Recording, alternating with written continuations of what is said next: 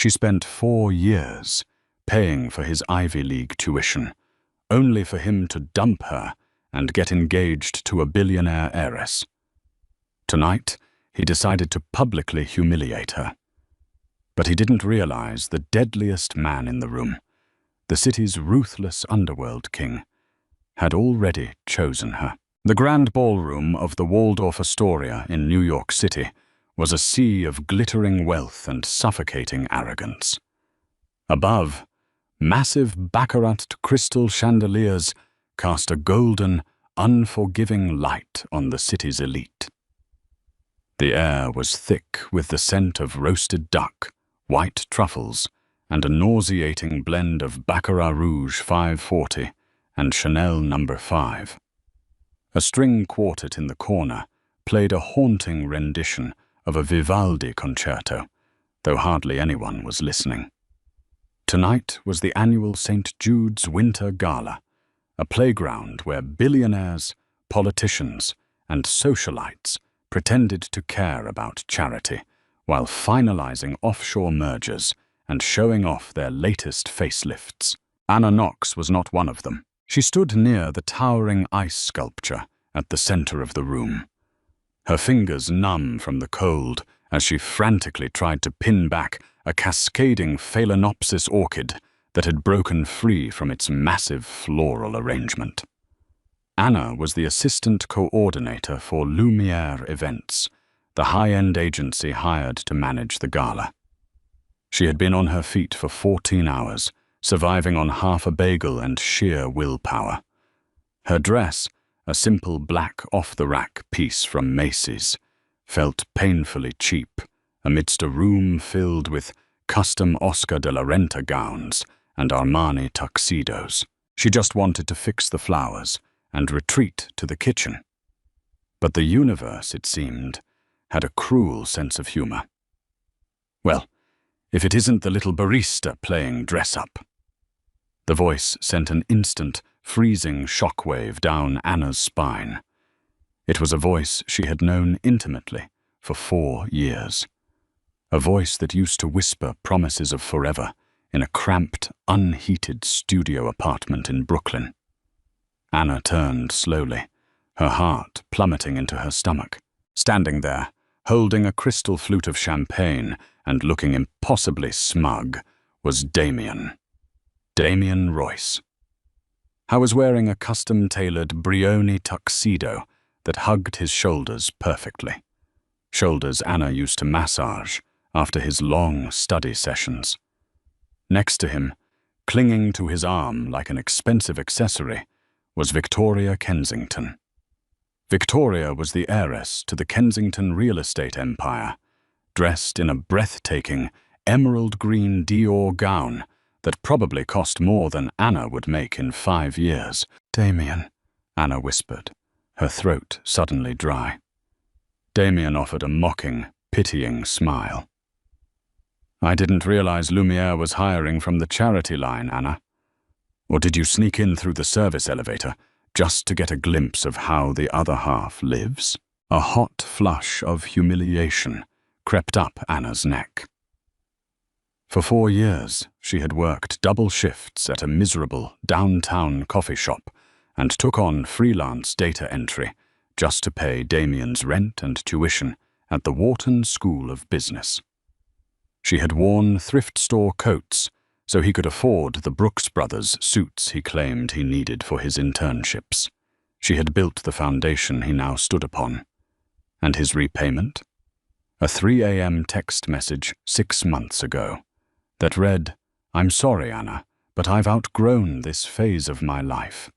You just don't fit into my future." 2 weeks later, he was photographed on a yacht in Monaco with Victoria Kensington. Victoria leaned in, her perfectly contoured face twisting into a sneer of amusement. Is this her, darling? Is this the sad little peasant girl who thought she actually had a chance with a Wall Street vice president? The very same, Damien chuckled, taking a slow sip of his champagne. Though, to be fair, she was very useful for a time. Someone had to pay for my midnight takeout while I was busy building an empire. You know how it is, Tori. Some people are destined to rule the world, and some are just destined to serve the appetizers. Anna's hands trembled. The injustice of it all burned in her chest, a fiery rage mixing with profound grief. "You have no right to speak to me like that, Damien," she said, her voice shaking despite her desperate attempt to keep it steady. "You wouldn't even be in this room if it weren't for the sacrifices I made." Victoria gasped in mock horror, pressing a manicured hand to her chest. A blinding 5-carat Harry Winston diamond flashed on her ring finger, the engagement ring Damien had bought with his first massive bonus. Oh my God, she actually thinks she matters. How tragically delusional. The commotion had begun to draw attention. A circle of hedge fund managers, trust fund socialites, and minor celebrities slowly formed around them, drawn to the drama like sharks to blood in the water. Whispers broke out. Snickers echoed over the classical music. Anna felt like an animal trapped in a gilded cage, completely surrounded by predators in designer clothing. "Look at her shoes," one socialite whispered loudly to another. "Are those from Target?" Damien stepped closer, his cologne, the expensive Creed Aventus Anna had saved up for months to buy him for his birthday, assaulting her senses. "Do yourself a favor, Anna. Go back to the kitchen before you embarrass yourself further. You don't belong here. You never belonged with me. You're just common." Anna's eyes stung with unshed tears. She wanted to scream. She wanted to slap his arrogant face.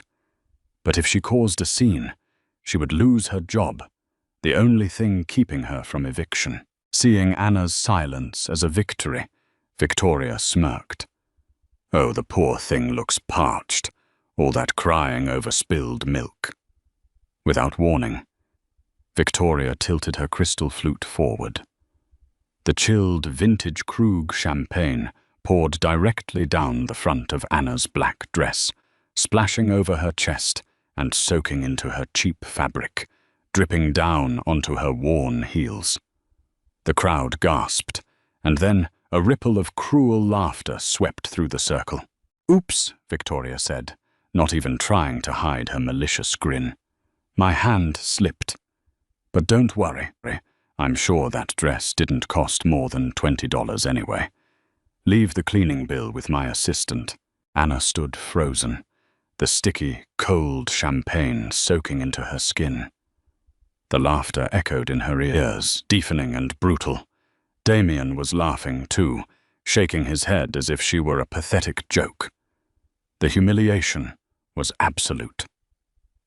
She lowered her head, staring at the marble floor, wishing it would crack open and swallow her whole. She took a step back, ready to turn and run, ready to surrender to the darkness. But the universe wasn't done with the night. Before Anna could take another step, the heavy mahogany double doors at the entrance of the ballroom slammed open with a deafening crack. The laughter died in the throats of the elite. The string quartet stopped playing abruptly, the cellist's bow squeaking harshly across the strings. The sudden silence that descended upon the Waldorf Astoria ballroom was absolute, heavy, and suffocating. The temperature in the room seemed to drop 10 degrees. Standing in the entryway, flanked by 4 men built like tanks in tailored dark suits, was Gabriel Falcone. Gabriel was a myth whispered about in the high-rises of Wall Street and the underground gambling dens of the 5 boroughs. He was a billionaire, a titan of industry, with a massive portfolio of legitimate shipping and real estate companies. But everyone in this room knew the truth. They knew that the Falcone family had run the city's underworld for 3 generations, and Gabriel was the undisputed boss. He was the judge, jury, and executioner of New York's shadow empire. Men who crossed him didn't just lose their jobs, they vanished from the face of the earth. I was breathtakingly lethal. Gabriel stood at 6'3", wearing a custom midnight blue Tom Ford three-piece suit that accentuated his broad, predatory shoulders. His raven black hair was perfectly styled, and his sharp, aristocratic jawline looked as though it were chiseled from granite. But it was his eyes that made grown men tremble. A striking, icy silver that analyzed everything with the cold calculation of an apex predator. A platinum Patek Philippe Grand Complications watch caught the chandelier's light as he adjusted his cuffs. The crowd instinctively parted for him, slicing down the middle like the Red Sea. No one dared to make eye contact. Billionaires who usually barked orders at congressmen shrank back against the walls, holding their breath. Damien puffed out his chest, completely misreading the room. He leaned over to Victoria. "That's Gabriel Falcone. If I can get him to invest in my new hedge fund, I'll make partner by Christmas." Gabriel began walking down the center aisle. He didn't look at the mayor, who offered a nervous nod. He ignored the frantic bows of the city's elite. His icy silver eyes were locked onto only one person in the entire ballroom. Anna. Anna stood frozen as the most dangerous man in New York walked directly toward her. She held her breath, her heart hammering violently against her ribs. She didn't know him. She had only seen him once, weeks ago, when she accidentally spilled a tray of coffees on his associate in the lobby of a corporate building she was catering. Gabriel had just looked at her, intensely, before walking away. Gabriel stopped mere inches from Anna. Up close, he smelled of expensive cedar, fresh rain, and danger. He looked down at her drenched dress, his jaw ticking, a dangerous muscle flexing in his cheek. Then Gabriel did the unthinkable. He reached into the breast pocket of his suit, pulling out a pristine white silk pocket square. Slowly, with a tenderness that sent a collective gum through the terrified crowd, he began to dab the spilled champagne off Anna's collarbone. His touch was electric, a burning heat against her cold skin. "You're shivering," Gabriel murmured. His voice was a deep, raspy baritone that vibrated through Anna's very bones. It wasn't a question. It was a statement of profound displeasure at her discomfort. Without breaking eye contact with Anna, Gabriel shrugged off his midnight blue suit jacket and draped it gently over her trembling shoulders. The heavy, warm fabric immediately enveloped her, carrying his intoxicating scent. Damien stepped forward, completely oblivious to the lethal tension radiating from Gabriel. "Mr. Falcone, an honor, sir. I'm Damien Royce, VP at Sterling Trust. Don't worry about this little mess. She's just a clumsy event staffer." Gabriel finally turned his head. His silver eyes snapped onto Damien. The look was so cold, so terrifyingly hollow, that Damien instantly choked on his words, staggering back a half step. "Did I give you permission to speak to me?" Gabriel's voice wasn't loud, but it cut through the silent ballroom like a freshly sharpened blade. Damien swallowed hard, his face draining of color. No, sir.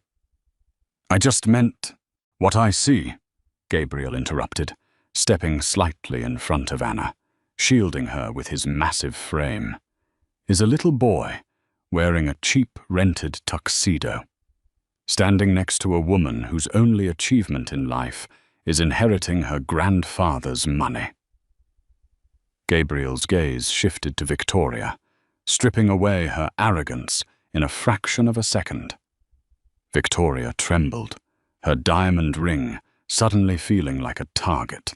Gabriel turned back to Damien.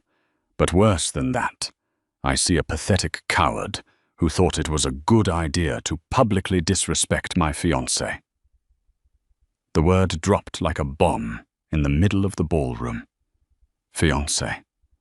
A chorus of shocked gasps echoed through the room. Victoria's jaw literally dropped. Damien's eyes widened to the size of saucers. Even the stoic bodyguards standing near the doors shifted uncomfortably. Anna's breath hitched. She looked up at Gabriel in wild confusion. "Fiancée?" Gabriel turned back to Anna. The coldness in his eyes melted away, replaced by a dark, possessive heat that made Anna's pulse race frantically. He reached out, sliding his large, warm hand around the nape of her neck. His thumb gently stroked her jawline. "I apologize for being late, Mia Regina. My queen," Gabriel murmured softly, loud enough for the trembling crowd to hear. "I should have known the vermin would try to approach you while I was gone." Before Anna could even formulate a thought, Gabriel leaned down. He wrapped his other arm around her waist, pulling her flush against his solid, muscular chest, and crushed his lips to hers. It wasn't a sweet, chaste kiss. It was a claiming. It was an absolute display of power and possession. His mouth was hot, demanding, and intoxicating, sweeping Anna away in a tidal wave of shock and adrenaline. For a moment, she forgot the crowd. She forgot Damien. She forgot her ruined dress. She instinctively melted into the kiss, her hands clutching the lapels of his tailored vest to keep herself from collapsing. The entire ballroom held its breath as the ruthless Mafia Boss kissed the clumsy event staffer like she was the most precious thing in the world. When Gabriel finally pulled back, Anna was breathless, her lips swollen, her eyes wide. He kept her tucked securely under his arm, holding her against his side. He turned his glacial stare back to Damien, who looked like he was about to vomit. "You poured Krug on my future wife's dress," Gabriel said, his voice dropping to a terrifying, deadly calm. "That is a tragedy in two parts. First, because it ruined a perfectly good vintage. Second, because of what I'm going to have to do to you for touching what belongs to me." Gabriel snapped his fingers. Two of the massive men in dark suits stepped forward, their eyes locked on Damien like hunting dogs waiting to be unleashed. Wait, Mr. Falcone, please!" Damien's voice cracked, sounding like a terrified child rather than a Wall Street executive. He held his hands up in a desperate gesture of surrender as Gabriel's men, Dominic and Rocco, stepped into his personal space. Dominic, a man with a scar running through his left eyebrow and knuckles the size of golf balls, didn't lay a finger on Damien. He merely backed him into the edge of the ice sculpture, the cold radiating against Damien's bespoke jacket. Victoria, realizing the shift in power, tried to salvage her pride. She puffed out her chest, her emerald Dior gown rustling.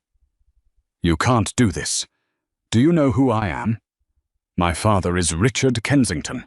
Kensington Real Estate owns half the commercial properties in Manhattan. You can't just threaten us like some street thugs." Gabriel didn't even look at her. He kept his arm firmly around Anna, pulling her closer against his warm side. He reached into his trouser pocket and retrieved a sleek black smartphone. He tapped a single contact and held the phone to his ear. The ballroom was so dead silent that everyone could hear the line ringing. "David," Gabriel said casually into the receiver. "It's Gabriel. I trust the charity gala in London is going well." There was a muffled, panicked response from the other end. David Solomon, the actual CEO of Goldman Sachs, was on speed dial.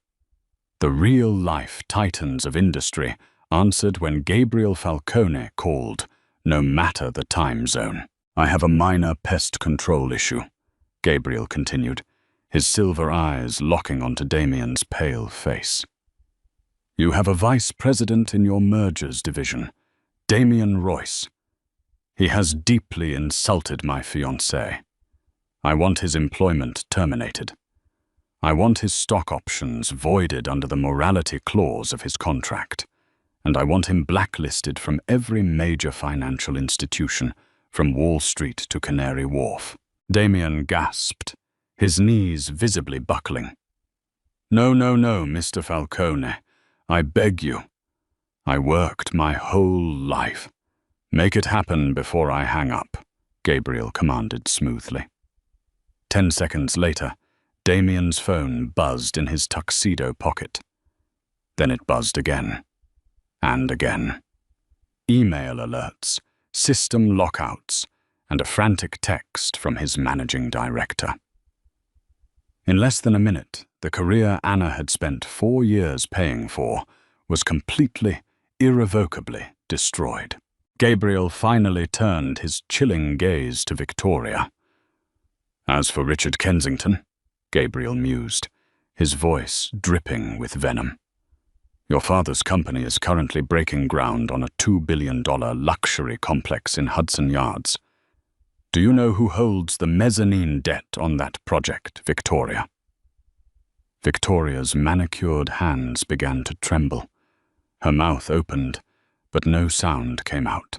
Falcone Enterprises, Gabriel stated, a cruel smirk playing on his lips. And under Section 4 of our lending agreement, I can recall the loan immediately upon suspicion of brand liability.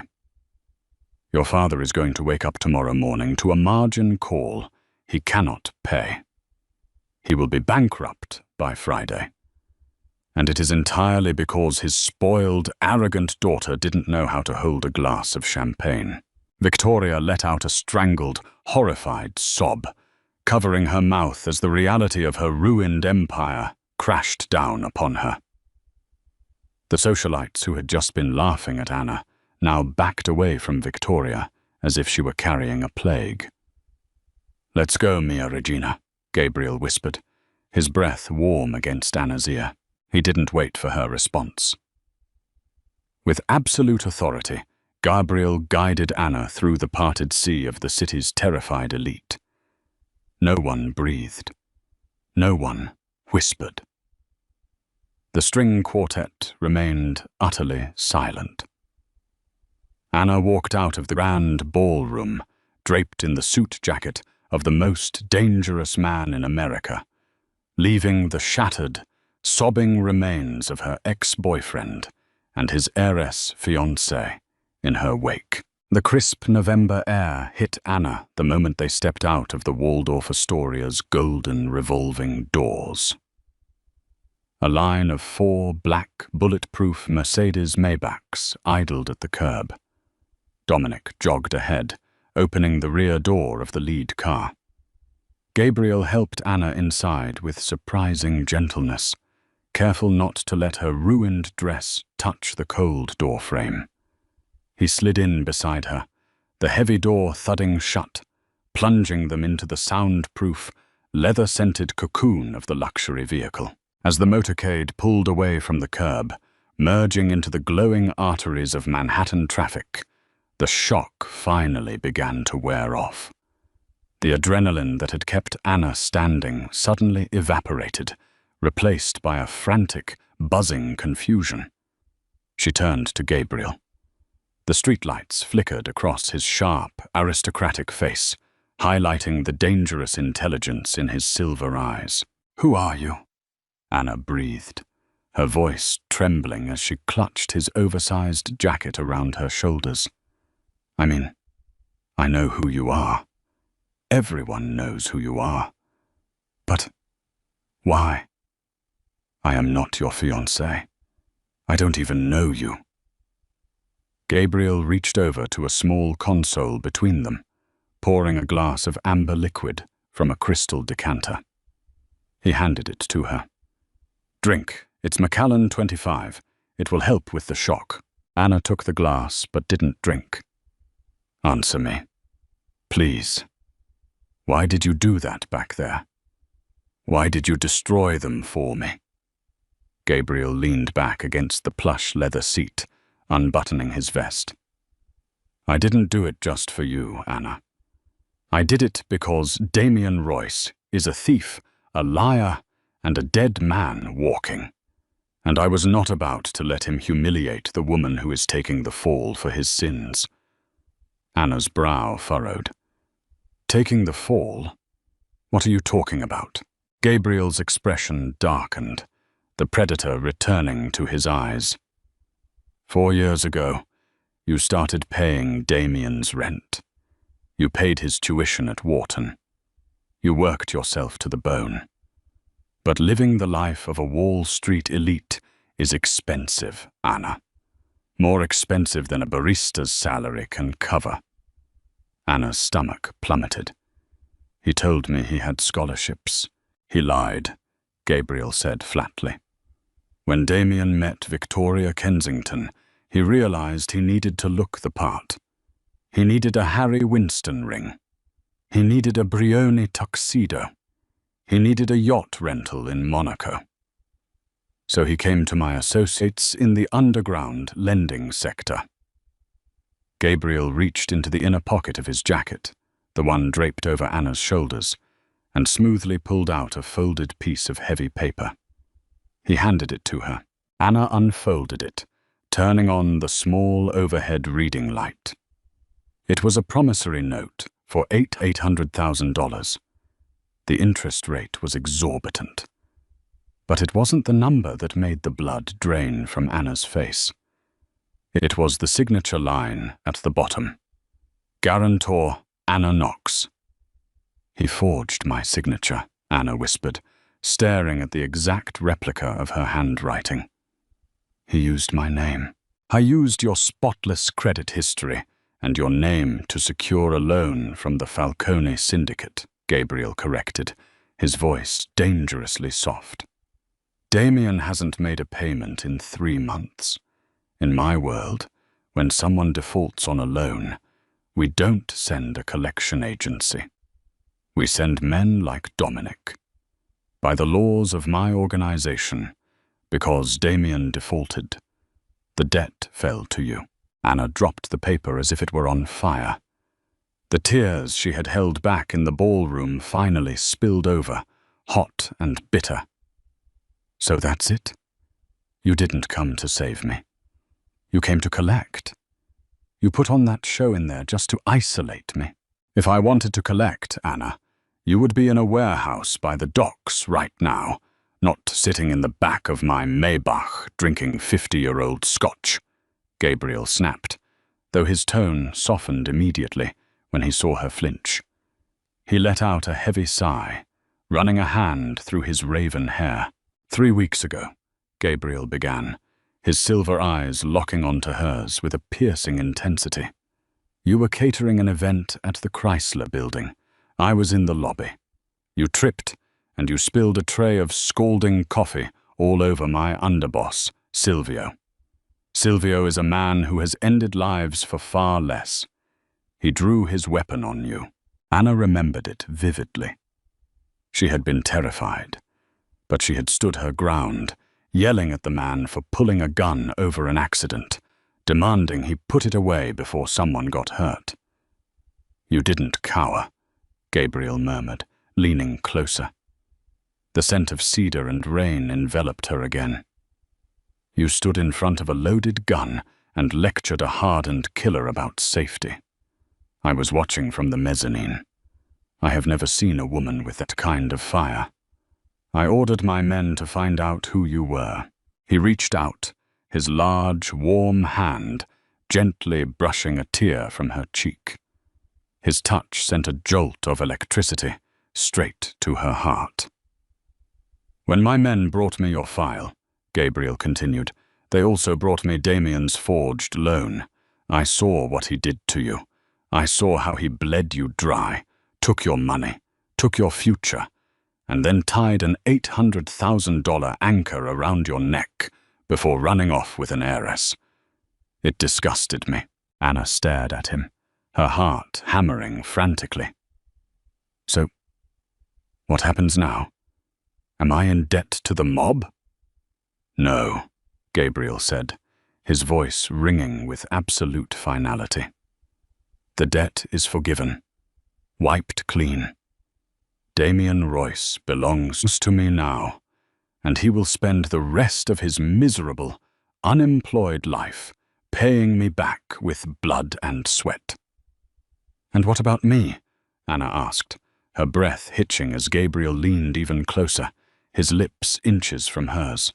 I told them you were my fiancée, Anna, Gabriel said, his gaze dropping to her lips before returning to her eyes. I do not lie, not ever. My world is dangerous, yes. It is violent, and it is ruthless. But in my world, loyalty is rewarded with absolute protection. Be mine. Let the engagement be real. You will never wear off-the-rack clothes again. You will never go hungry. You will never work a double shift. And anyone who ever disrespects you will end up exactly like Damien and Victoria. Anna's mind raced. It was madness. He was a mafia boss. He was a criminal. But as she looked into his silver eyes, she saw something she had never seen in Damien. Raw, unfiltered honesty. He wasn't using her. He was offering her the world on a silver platter, soaked in the blood of her enemies. You're crazy, Anna whispered, a faint, breathless laugh escaping her lips. Crazy for you, Mia Regina, Gabriel replied smoothly. He didn't wait for a verbal yes. He saw the surrender in her eyes. Gabriel cupped her face and kissed her again, slower this time, deeper, sealing the vow between them as the Maybach sped through the neon-lit streets of Manhattan. Anna sank into his embrace, her hands tangling in his dark hair. The little barista had died in that ballroom. The queen of the Falcone Empire had just been born. If this story of brutal betrayal, instant karma, and unexpected mafia romance kept you on the edge of your seat, hit that like button. Would you have accepted Gabriel's dangerous proposal, or would you have walked away from the billionaire boss? Let us know your thoughts in the comments below. Don't forget to share this video with your friends who love a good revenge plot, and subscribe to our channel for more dramatic, real-life romance stories.